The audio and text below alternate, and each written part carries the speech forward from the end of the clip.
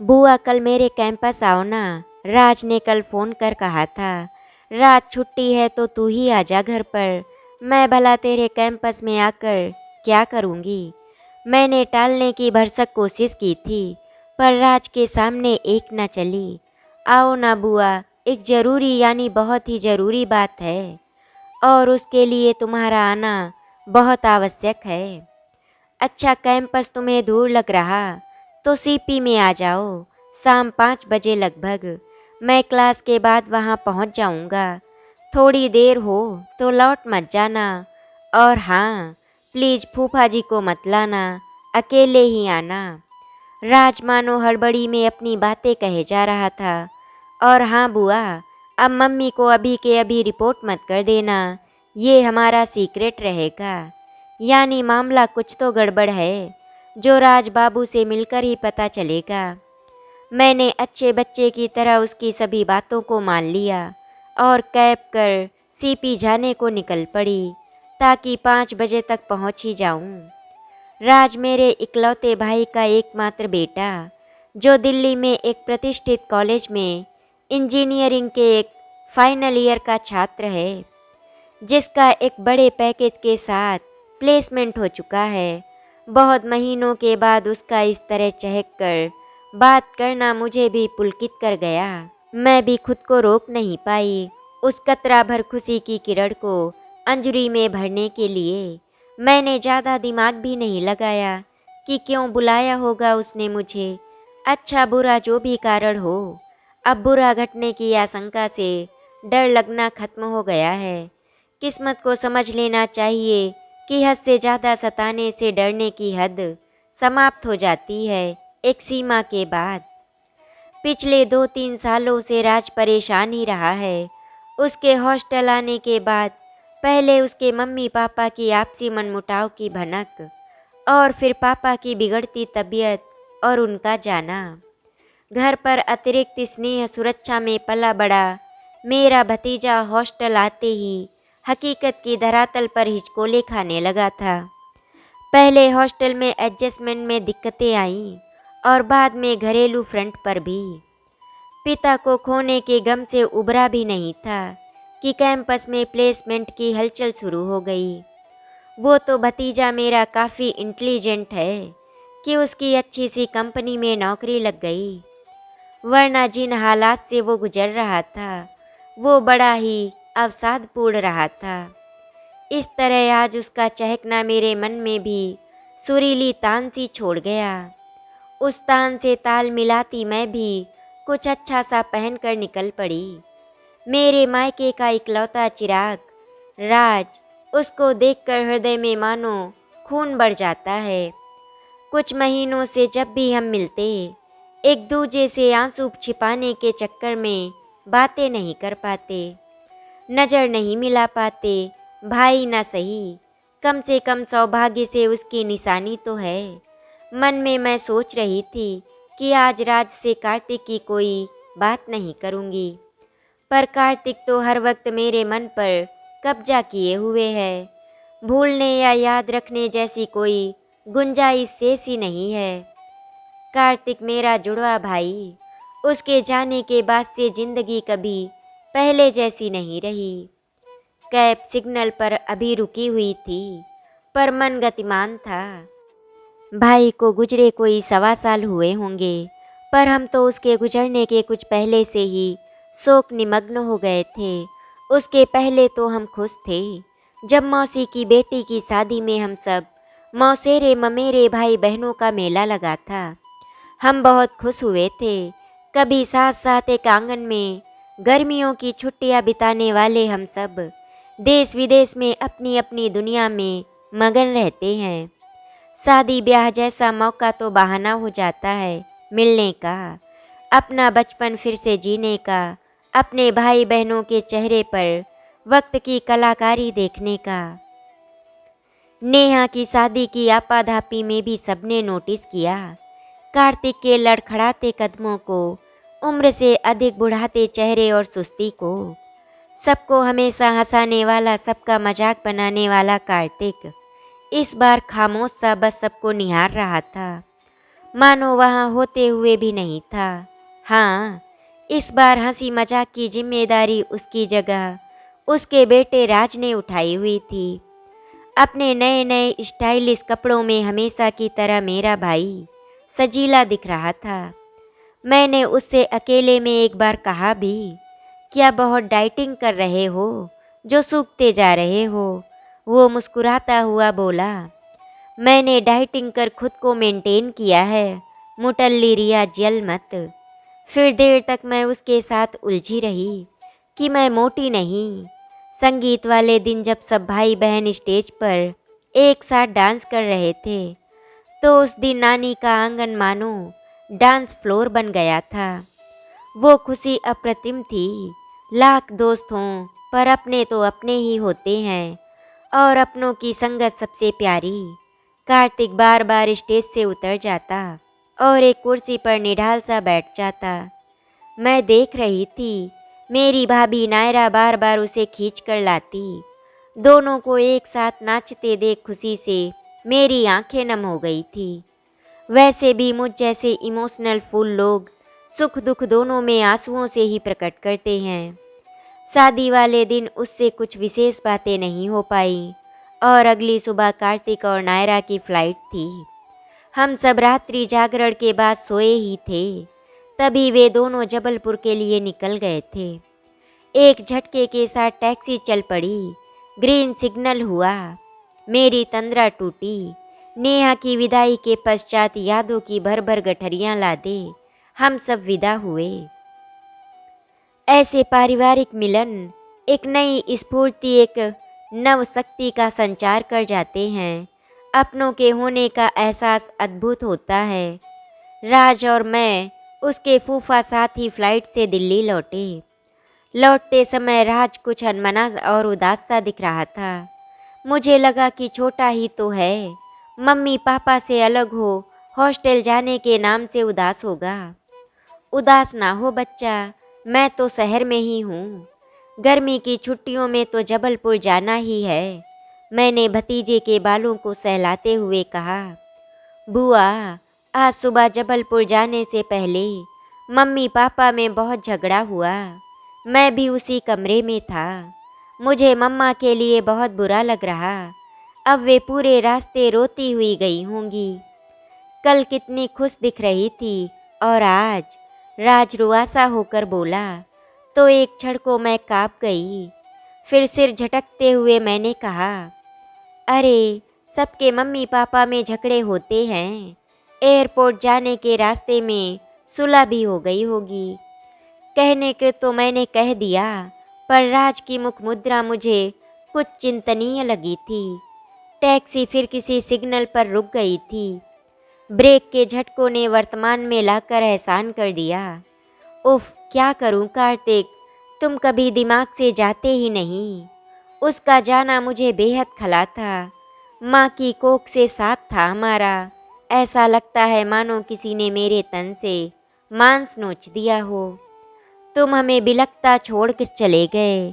आज तक विश्वास नहीं होता। नायरा तो अब तक सहज नहीं हो पाई है। उससे बातें करने में डर लगता है, क्योंकि उसकी रुदन की बाढ़ से मेरी नकली हिम्मत जल्द ही टूटकर बिखर जाती है। फिर हम दोनों के धैर्य की नैया डूबने लगती है। भाई बहन से ज़्यादा हम दोस्त थे। नेहा की शादी से लौटने के कुछ दिनों के बाद से कार्तिक की तबीयत खराब होने की खबर आने लगी थी। नायरा हर दिन बताती कि कार्तिक की भूख खत्म हो गई है, बुखार जा ही नहीं रहा।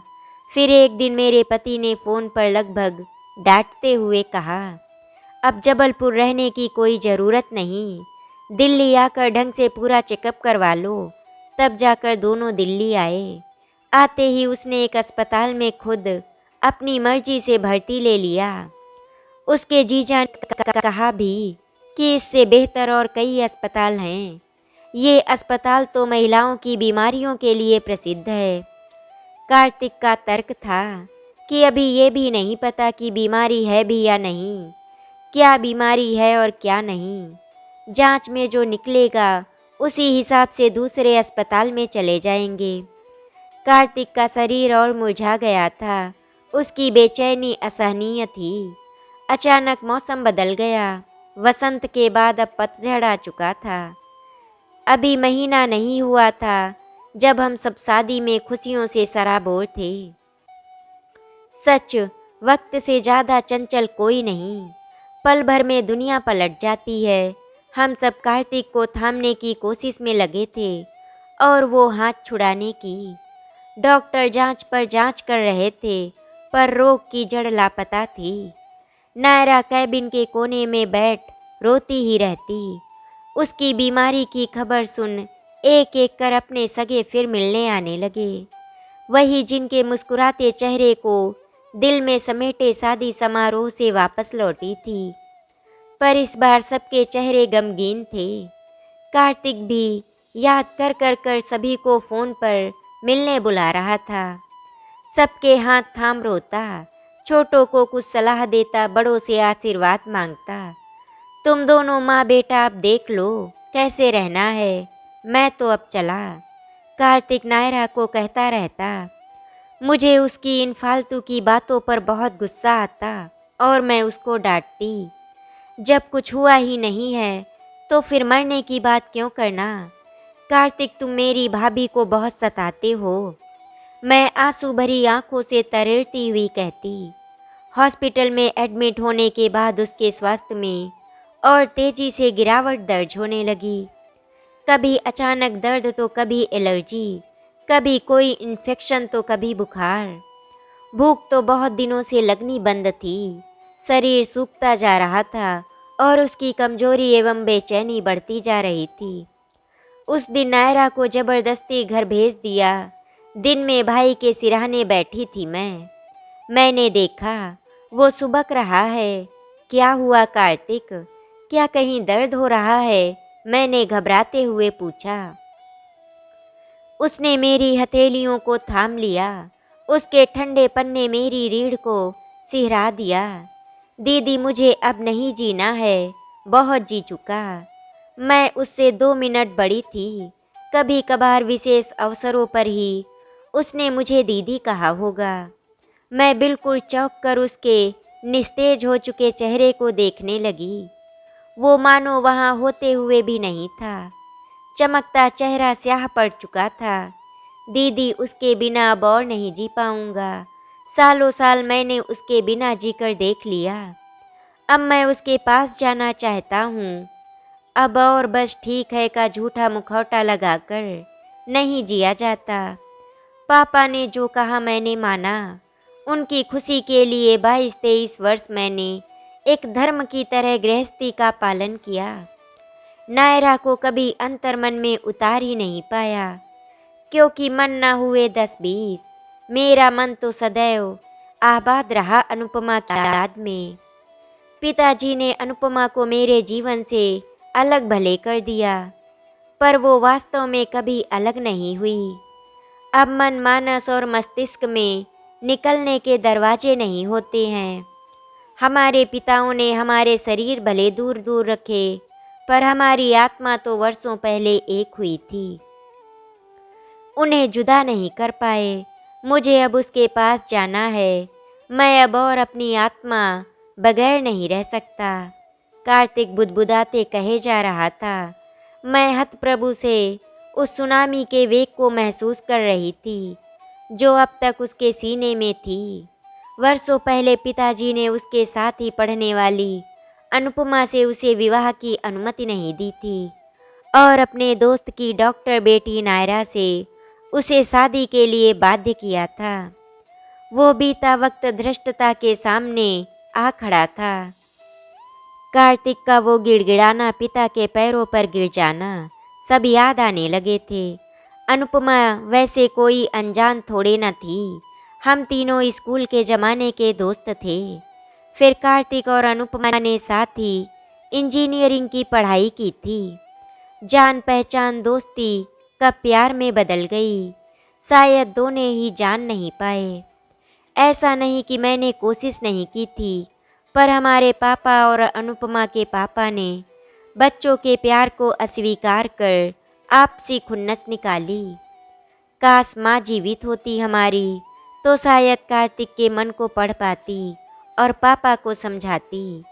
बच्चों की छोटी बड़ी मांग पूरी करने को तत्पर पिता शादी जैसे विषय पर अड़ियल टट्टू बन बैठे। नतीजा, कार्तिक आज तक कभी पूरी तरह खुश नहीं रहा। मैं हतप्रभ उसके दिल के उद्गारों को सुन रही थी। वर्षों पुरानी ये फांस इतनी गहरी धसी हुई थी मेरे भाई के हृदय में, ये सोचकर ही अजीब सा लग रहा था। पर कार्तिक वहीं रुका रह गया, इसका भान न हुआ कभी। मुझे कार्तिक के ब्याह की याद आने लगी। कैसे परकटे पक्षी की तरह वो तड़प तड़प रोया था जब पापा ने नायरा के पापा संग सारी बातें फाइनल कर कार्तिक को आदेश दिया था कि वो उससे मिल ले। आज का बच्चा होता तो शायद फांसी लगा ली होती या विद्रोह करता, पर तब शायद बच्चे माता पिता के आगे घुटने टेक ही देते थे, अपनी जिंदगी उनकी अमानत मानकर। पर ये अमानती जीवन कार्तिक को रास न आया। इतने सालों बाद ये सच्चाई बड़ी क्रूरता से आंखें चार कर रही थी। नायरा विदा होकर घर आ गई थी। बगल के कमरे में रोते कार्तिक संग मैंने अनुपमा के सारे फोटो जलाए थे जो उसके एल्बम में थे। साथ ही जला दी थी मैंने वो चिट्ठियाँ जो कार्तिक ने मुझे लिखी थी जब पापा उसकी बातें नहीं सुन रहे थे। उसने अपनी दिल की बातें तब मुझसे शेयर की थी। वे चिट्ठियाँ नहीं, दस्तावेज थे उसके और अनुपमा के स्नेह बंधन का। कितने वर्ष तक दोनों ने अपनी भावनाओं को उजागर नहीं होने दिया था। शायद शुरुआत में वे भी बेखबर ही रहे थे अपनी भावनाओं से। जब नौकरी की शुरुआत हुई तो दोनों ने खुद को एक ही नाव में पाया और प्रेम को महसूस किया दोनों ने। पर पिताजी ने एक बचकानी हरकत समझ उसके प्रेम अंकुरण का विच्छेदन कर दिया था। उसकी जड़ें इतनी गहरी फैली हुई थी उन दो दिलों में जिसका उन्हें पता ही नहीं हुआ। हिंदी फिल्मों की तरह शादी हो गई, सब ठीक हो गया, हम सब आगे बढ़ चुके थे। एक आध अवसरों के अतिरिक्त मैंने कार्तिक को कभी फिर अनुपमा को याद करते नहीं देखा। कार्तिक की शादी के बाद उसी वर्ष अनुपमा भी दुल्हन बन विदा हो गई थी। सबने मान लिया कि जीवन ढर्रे पर आ गया। देखा जाए तो सब खुश तो थे ही। फिर एक दिन कार्तिक ने फ़ोन पर पूछा, क्या सचमुच अनुपमा नहीं रही? एक लंबी चुप्पी पसरी रही। यानी भाई आज भी उसकी खबर रखता है। हाँ, सचमुच वो बेटी के जन्म के वक्त ही गुजर गई। मैं गई थी कार्तिक उसके घर।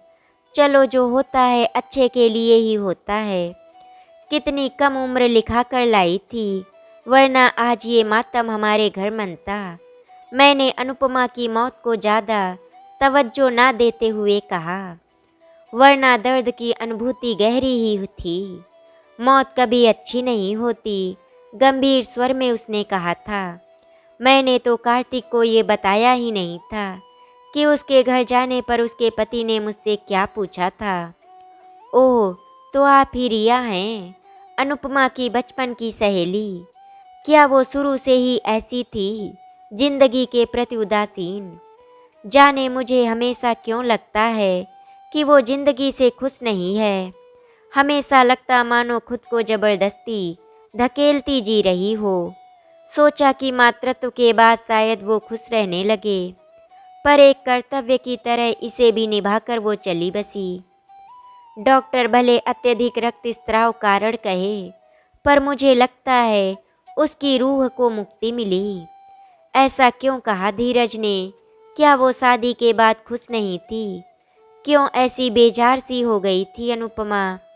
उसके पति से इन बातों को सुन मुझे संशय सा हुआ था कि अनुपमा शायद कार्तिक संग अपनी दोस्ती भुला नहीं पाई थी, वरना वो तो एक खुश मिजाज लड़की रही हमेशा। अनगिनत लम्हे आंखों के समक्ष गुजर गए जो मैंने कार्तिक और अनुपमा ने बचपन से साथ गुजारे थे, हंसते खिलखिलाते चिल्लाते मुस्कुराते हुए। चलो, अच्छा है कार्तिक जीवन में आगे बढ़ गया। अभी 2 महीने पहले ही तो मैं बुआ बनी थी। एक बार मन ने फिर संशय का फन काढ़ा था उस वक्त, पर दिमाग ने झट उसे अनगिनत उदाहरणों से कुचल दिया। दिमाग यूं ही दिल की बातों को झुठला व्यक्ति को दुनियादारी का मुखौटा पहना देता है। मैंने उसके पति धीरज को कुछ कहा तो नहीं, बस डबडबाई आंखों से हार तले उसके बड़े से चित्र को मन में भर लौट आई। हमेशा के लिए यादों की किवाड़ पर कुंडी लगा दी। सारे रास्ते लौटते मैं यही सोचती रही, पापा ने बिल्कुल सही किया। भले जबरदस्ती ही कितनी कम उम्र लिखा कर आई थी अनुपमा। नायरा हर तरह से एक अच्छी बहू, ननद, माँ, डॉक्टर सब साबित हुई। पत्नी धर्म भी तो निभाया ही, पर एक अच्छी पत्नी बनने की राह पूरी तरह मुकम्मल नहीं कर पाई। अब यदि पति कार्तिक जैसा रहा, जिसने अपने प्रथम प्रेम की यादों को सर्वदा हृदय में पुष्पित ही रखा, तो वो दिल में पग धरे भी तो किस तरह। यही वो तनाव था जो कार्तिक और नायरा की गृहस्थी में मुझे हमेशा महसूस तो होता, पर एक आशंकित मन की सोच मान में जुटलाती रहती। कार्तिक की आवाज़ किसी गहरे कुएं से आती प्रतीत हो रही थी। वो बार बार अब एक ही बात कह रहा था, हमारे पिताओं ने हमारे शरीर भले दूर दूर रखे, पर हमारी आत्मा तो वर्षों पहले एक हुई थी। उन्हें जुदा नहीं कर पाए। मुझे अब उसके पास जाना है। मैं अब और अपनी आत्मा के बगैर नहीं रह सकता।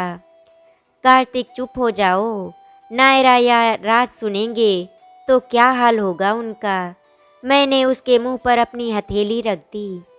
दीदी, इसी अस्पताल में उसने अपने आप को आज़ाद किया था। उसने बरसों मेरा इंतज़ार किया है। अब मैं उसे और अकेले नहीं छोड़ सकता। मुझे जाना ही होगा।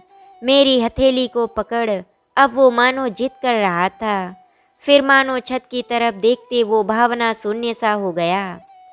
उसका ये रहस्योद्घाटन कि अनुपमा ने वर्षों पूर्व इसी अस्पताल में अपनी अंतिम सांसें ली थी, अब मुझे अत्यधिक विचलित करने लगा था। प्रेम के किस रूप की मैं साक्षी बन रही थी। तभी कार्तिक को देखा। वो बेड के पास की खिड़की के पार शून्य में देखता मुस्कुरा रहा था। मैं पसीने से लथपथ हो गई। उसकी वो सुकून भरी तल्लीनता मेरे मन के भय को फड़फड़ाने लगी। मैंने झट से पर्दा सरका दिया खिड़की का, पर प्राण को बंद खिड़की या दरवाजे से निकलते थोड़े न रोका जा सकता है। फिर यहाँ तो मैंने सिर्फ पर्दा ही सरकाया था। मैडम 424 हुए। टैक्सी वाले की आवाज़ ने मुझे अतीत से वर्तमान में बुला लिया। मैं कुछ पहले ही पहुँच गई थी। एक कॉफ़ी का ऑर्डर कर राज का इंतज़ार करने लगी। आसपास नज़र घुमाई, सब खुद में तल्लीन। हंसी मजाक की आवाज़ें बड़ी अच्छी लग रही थी। जी कर रहा था मैं भी ऐसे हंसती, ठहाके लगाती, पर अब तो मानो खुशी गुनाह हो गई थी। पहले जैसे सार्वजनिक जगहों पर अपरिचितों का चेहरा पढ़ना, उनके बारे में अनुमान लगाना मेरा फेवरेट टाइम पास हुआ करता था। यूं ही फिर नजरें दौड़ाने लगी कि मुख्य द्वार से घुसती मुझे वो दिख गई। वही कदकाठी रंग रूप, बस बाल घुंघराले, पर उम्र भी वही कैसे। मैं अपनी पगलाती नज़रों को वहाँ से फेर दूसरी तरफ देखने का प्रयास करने लगी। आंखें तो घूम गई अच्छे बच्चों की तरह बात मानकर, पर दिल वहीं अटका रह गया। क्या पुनर्जन्म सच्चाई है, या वो थ्योरी सच है कि दुनिया में एक जैसे चेहरे के 7 लोग पाए जाते हैं। अब बुद्धि को बेवजह विचरण करते छोड़ मैं ठंडी होती कॉफ़ी पर निगाहें टिकाने की कोशिश करने लगी। उफ, मेरे आंसुओं ने उन्हें अब तक नमकीन बना दिया था। जिंदगी से मिठास ही मानो चली गई है। सोचते हुए मैंने एक क्यूब चीनी और डाल ली।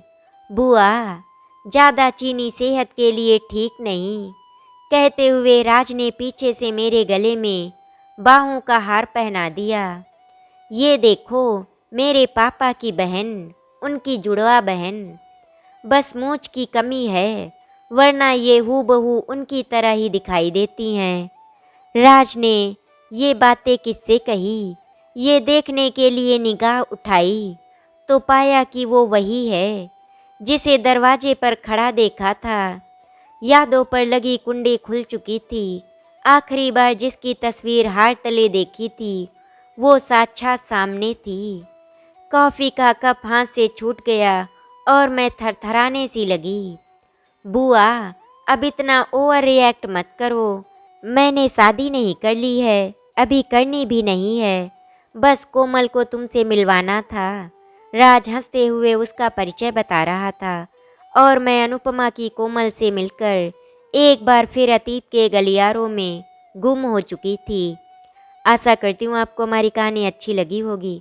अगर आपको हमारी कहानी अच्छी लगी तो वीडियो को लाइक एंड शेयर करें, चैनल को सब्सक्राइब करें। वीडियो देखने के लिए आपका धन्यवाद।